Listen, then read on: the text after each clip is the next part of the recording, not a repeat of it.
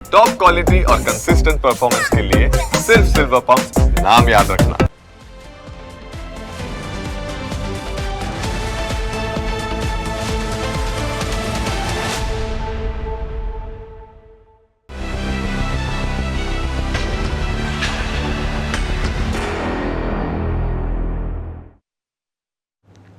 કહેવત છે કે સાધુ તો ચલતા ભલા, પણ શું ખરેખર વર્તમાન સમયમાં આ કહેવત સાચી છે ખરી? અહીં વાત રાજનીતિની છે, સમાજ નીતિની છે અને પોતાના વજૂદને વધારે મજબૂત કરવાની છે।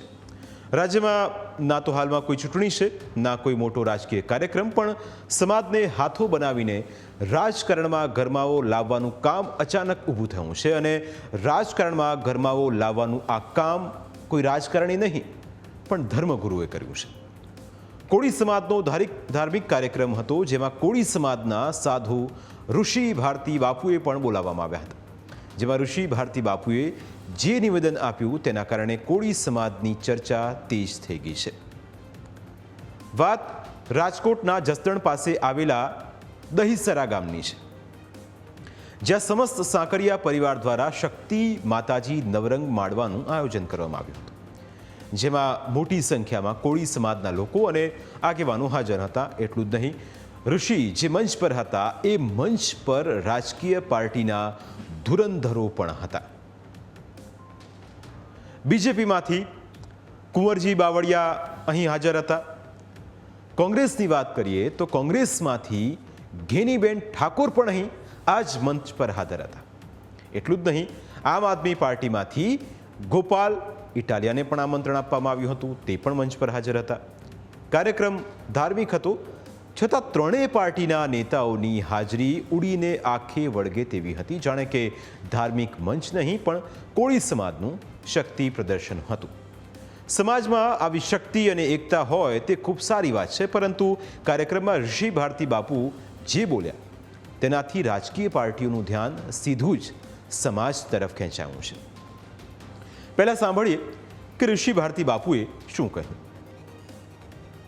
કોળી સમાજની એવી તાકાત છે કે જે પાર્ટીમાં, હું તો કહું, સમય હવે ખુદની પાર્ટી બનાવે, ભગવાન કરે બનાવે, પરંતુ ધ્યાન ખોલીને સાંભળ્યો, આ સમાજ જેની પાર્ટીમાં બેઠો હોય એની સરકાર બને અને જેની પાર્ટીમાંથી ઉઠી જાય ને એની સરકારે ઉઠી જાય। વોટ અને નોટ સમાજમાં ફરતી રાખજો, નોટ અને વોટ સમાજમાં જે ફરતી રહેશે ને તો સમાજનું ઉત્થાન થતા વાર નહીં લાગે। ઋષિ ભારતી બાપુનું આ નિવેદન રાજકીય પાર્ટીઓ માટે એક સૂચક નિવેદન છે। તેમનું સ્પષ્ટ કહેવું છે કે જે કોળી સમાજ ધારે તે પાર્ટીના સરકાર બનાવી શકે છે। તેમણે કોળી સમાજનો અલગ પક્ષ પણ બનાવવાની વાત કરી, જે ખૂબ જ મોટી વાત છે અને તેના પાછળ કેટલાક કારણો પણ છે, જે ઋષિ ભારતી બાપુ પાસેથી સાંભળી। થોડા દિવસ પહેલાં મારી પાસે યુવાનો આવ્યા હતા કે ગુરુજી, અમે જ્યારે ન્યાયની માગણી કરવા જઈએ છીએ ત્યારે અમુક આગેવાનો એનો પણ અવાજ દબાવી દેવામાં આવે છે, અવાજ ઉઠાવી નથી શકતા, અમને કોઈ અમારી વાત ધ્યાને નથી લેતા, તો અમારે કરવું શું, વિકલ્પ શું? એટલે ત્યારે બધા યુવાનોની જે માગણી ને લાગણી હતી અને મેં ત્યારે વાત બધા યુવાનોને ધ્યાનમાં રાખીને કરેલી કે ને વિકલ્પ રૂપે આ પાર્ટી બનાવો તો સમાજના ઉત્થાન માટે સારું છે। તો બીજી તરફ ઠાકોર અને કોળી સમાજના પ્રમુખે પણ અલગ પાર્ટી બનાવવાની વાત કરી છે। તેમણે શું કહ્યું તે પણ સાંભળીએ। તેમણે કહ્યું કે કોળી સમાજના લોકો પરથી કલમો પાછી ખેંચવામાં નહીં આવે તો ઠેર ઠેર મહાસંમેલનો થશે। જે વિછાના સંમેલન બાદ આજે અમે એક અલ્ટિમેટ આપી હતી કે ભાઈ 1 મહિનામાં જો નહીં કલમ પાછી ખેંચવામાં આવે તો ફરીવાર અમે ગાંધીનગરમાં આ સંમેલન કરશું। જ્યારે આજે સોમવારે 2 દિવસ પછી સીએમ સાહેબે બોલાવ્યા છે, ત્યાં એની મિટિંગ છે અમારે। એ મિટિંગમાં પણ અમે ચોખ્ખા શબ્દ કહી છે કે જો આ કલમો નહીં હટાવવામાં આવે તો જિલ્લે જિલ્લે મહાસંમેલન તો થશે જ। આવનારા સમયની અંદર પાર્ટી પણ ઊભી કરવામાં આવશે અને મહાસંમેલન પણ ગાંધીનગર કરવામાં આવશે। ઋષિ ભારતી બાપુ અને ઠાકોર કોળી સમાજના પ્રમુખના નિવેદનથી રાજકીય નેતાઓની ચિંતા વધી ગઈ હશે તે નક્કી છે, કારણ કે ગુજરાતમાં પાટીદાર સમાજ બાદ કોળી સમાજ સૌથી વધારે વોટ બેંક ધરાવતો મત છે. તમને કદાચ એ વાતનો ખ્યાલ નહીં હોય કે કોળી સમાજે વર્ષ 2017ની વિધાનસભા ચૂંટણીમાં બીજેપીને મોટો ઝટકો આપ્યો હતો. વર્ષ 2017ની વિધાનસભા ચૂંટણીમાં કોળી સમાજે કોંગ્રેસે 77 બેઠક સુધી પહોંચાડી. જો કે તે સમયે પાટીદાર, ઓબીસી અને દલિત આંદોલનથી ચૂંટણી પરિણામનું ચિત્ર બદલાયું હતું અને પાટીદારની સાથે કોળી વોટ બેંકમાં ગાબડું પાડવામાં કોંગ્રેસ સફળ રહી છે. 2017માં વિધાનસભાની ચૂંટણીમાં કોંગ્રેસે માત્ર 2.57% વધારે મત મેળવ્યા હતા અને 32 વર્ષ બાદ 77 બેઠકો જીતી હતી. આ એ વર્ષ હતું જ્યારે કોંગ્રેસ પાસે સત્તા બદલવાની તક હતી, પરંતુ કદાચ તે સમયે કોંગ્રેસ હાઈકમાન્ડે એટલું ધ્યાન નહોતું આપ્યું. પરંતુ હાલમાં ઋષિ ભારતી બાપુનું નિવેદન રાજકારણ વિશે હોવાથી રાજ્યમાં કોળી સમાજનું રાજકીય પ્રભુત્વ પણ સમજવું જરૂરી છે. કયા જિલ્લામાં કોળી સમાજની કેટલી વસ્તી છે તેના પર એક નજર કરીએ તો આપને ખ્યાલ આવશે કે વોટ બેંકની શક્તિ શું છે. ભાવનગર જિલ્લામાં સૌથી વધુ 18% વસ્તી કોળીની છે. આ તરફ તમે સુરેન્દ્રનગર તરફ જાઓ તો સુરેન્દ્રનગર જિલ્લામાં 15% વસ્તી કોળીની છે. જૂનાગઢ જિલ્લામાં 11% વસ્તી કોળીની છે, જે મજબૂત એક વોટ બેંક છે.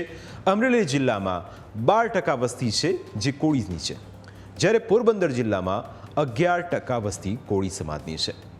આ તરફ દક્ષિણ ગુજરાતની વાત કરીએ તો નવસારી જિલ્લામાં 10% છે, જ્યારે વલસાડ જિલ્લામાં 8% કોળી રહે છે. ભરૂચ જિલ્લામાં 7% કોળી સમાજની વસ્તી છે. સૌથી મોટી વાત એ છે કે આખા ગુજરાતમાં કોળી સમાજની વસ્તી 23% છે. ગુજરાતમાં મુખ્ય 3 પ્રકારના કોળી લોકો રહે છે, જેમાં તળપદા, ચુવાડિયા અને કોળી પટેલનો સમાવેશ થાય છે. કોળી સમાજના લોકો ફક્ત ગુજરાત જ નહીં, દેશની રાજનીતિમાં પણ મહત્વની ભૂમિકા ભજવે છે. કોળી સમાજના લોકો મુખ્યત્વે મહારાષ્ટ્ર, ગુજરાત અને રાજસ્થાનમાં રહે છે અને એ જ વિસ્તારમાં તેઓ સક્રિય પણ રહે છે. તમે જુઓ કે ઉત્તર પ્રદેશ, આંધ્રપ્રદેશ, કર્ણાટક અને તામિલનાડુમાં કોળી સમાજના લોકો વસવાટ કરે છે. આ એક પોલિટિકલ મેપ છે અને એ સમજવું પણ જરૂરી છે કે કોળીની શક્તિ શું છે. ગુજરાતમાં એવું કહેવાય છે કે કોળી સમાજનું ધૂપિયું જે દિશામાં ફરે ત્યાં વોટ જાય. સૌરાષ્ટ્રના કોળી સમાજમાં એવી પરંપરા છે કે સમાજના આગેવાનો ભેગા થઈને નક્કી કરે કે અને ત્યારબાદ ધૂપ પ્રગટાવવામાં આવે છે અને ધૂપિયું લઈને જે પક્ષને મત આપવાનું નક્કી હોય એ ગામમાં સંદેશો અપાઈ જાય છે. એટલે આખો સમાજ એ જ પક્ષને વોટ આપે છે. વોટિંગના દિવસે જો આ સમાજ એક બની જાય તો ભલભલાના આસન ડોલાવી શકે છે. ગુજરાતમાં કોળી સમુદાયની વસ્તી 1.5 કરોડ જેટલી છે, એટલે જ રાજકીય પક્ષો કોળીઓની અવગણના કરી શકતા નથી. દરેક પક્ષે કોળી વિસ્તારમાં ઉમેદવારો પણ સમજીએ ઉતારે છે અને સમજીને જ ઉતારવા પડે છે. વર્ષ 2012માં કોળી સમાજના 18 ધારાસભ્ય ચૂંટાઈને આવ્યા હતા. વર્ષ 2017માં 27 ધારાસભ્યો એક જ સમાજમાંથી ચૂંટાઈને આવ્યા અને વિધાનસભામાં પહોંચ્યા. વર્ષ 2022માં ધારાસભ્ય કોળી સમાજમાંથી ચૂંટાઈને આવ્યા અને એ ધારાસભ્યની સંખ્યા હતી 26.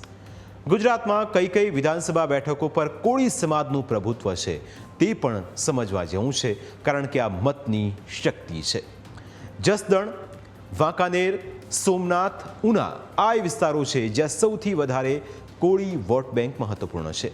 તમે મહુવાની વાત કરો, તળાજે વાત કરો, બોટાદની વાત કરો, ચોટીલાની વાત કરો તો ત્યાં પણ આ વોટ બેંક ખૂબ મહત્વની છે. સાણંદ, લીંબડી અને કોડીનારમાં પણ એક અલગ પ્રભુત્વ આ સમાજ ધરાવે છે. આ તરફ માંગરોળ, રાજુલા, પાલીતાણા અને ગઢડામાં પણ તેમનું એક અલગ પ્રકારનું વજૂદ છે. ઓલપાડ, 84, જલાલપુરમાં પણ તેમનું જોમ જોવા મળે છે. આ તરફ દક્ષિણ ગુજરાતની વાત કરીએ તો ગણદેવી, વલસાડ, જંબુસર અને અંકલેશ્વર બેઠક પર પણ કોળી સમાજનું ખાસું એવું પ્રભુત્વ છે. રાજકારણમાં કોળી સમાજની શક્તિ વધારે છે અને એટલે જ ઋષિ ભારતી બાપુનું નિવેદન મહત્વનું છે. ગુજરાતમાં ચૂંટણીને હજુ 2 વર્ષનો સમય બાકી છે, પરંતુ તે પહેલાં હવે સમાજના નામ પર રાજકારણ શરૂ થઈ ગયું છે. કોળી મતો દર વખતની જેમ આ વખતે પણ નિર્ણાયક સાબિત થવાના છે, કારણ કે દક્ષિણ ગુજરાતની 10 સીટ અને સૌરાષ્ટ્રની 25 જેટલી બેઠકો પર કોળી મતદારોનું એક મહત્વપૂર્ણ પ્રભુત્વ છે.